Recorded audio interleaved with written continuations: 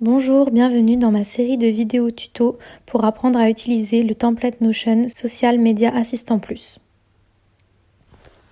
On a la page gestion globale de l'équipe, donc ça c'est si vous gérez une équipe de communication. Donc ici vous avez toutes les idées de vos équipes. Ici on a les idées qu'on a déjà complétées la dernière fois. Vous pouvez indiquer les noms des équipiers ici. Vous avez un rétro-planning des tâches, donc par exemple si j'ajoute une nouvelle tâche, je peux ajouter par exemple la tâche. Par exemple, je vais ajouter la création de contenu.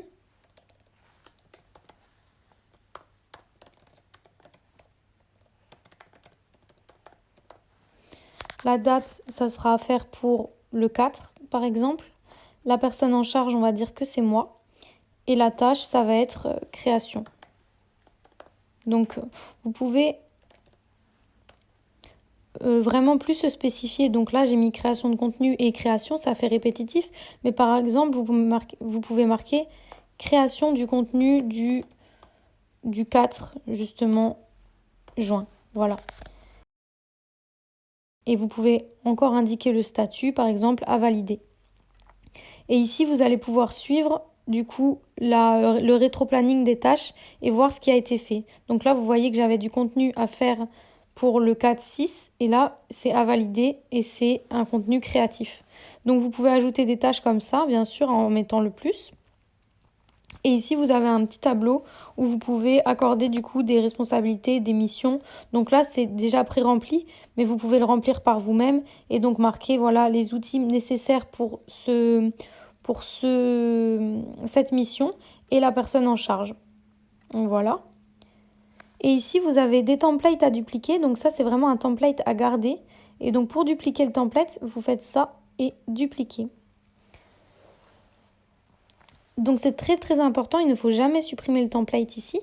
Et là, de la même manière, donc ça peut être un template pour vos équipiers. Donc par exemple, je vais mettre Camille. Et ici, vous pouvez marquer le rôle de cet équipier, ses talents particuliers. Donc par exemple, cet équipier est très très fort en montage vidéo. Mais par contre, ses préférences, c'est plus la stratégie. Donc il est très fort en montage vidéo, mais il préfère travailler sur la stratégie. Et donc, vous retrouvez encore le tableau des missions et responsabilités et de la boîte à idées. Et là, vous avez juste à le paramétrer. Donc, vous devez aller ici, filtrer par personne en charge. Et là, vous mettez le nom de la personne qui est en charge de ça. Donc, par exemple, je marquais mission Camille. Donc ici, vous voyez que j'ai été identifiée sur aucune mission et responsabilité, donc je n'apparais nulle part. Par contre, si je descends sur cette boîte à idées, donc vous cliquez sur filtrer. Camille, et là vous voyez les idées qui ont été créées par moi.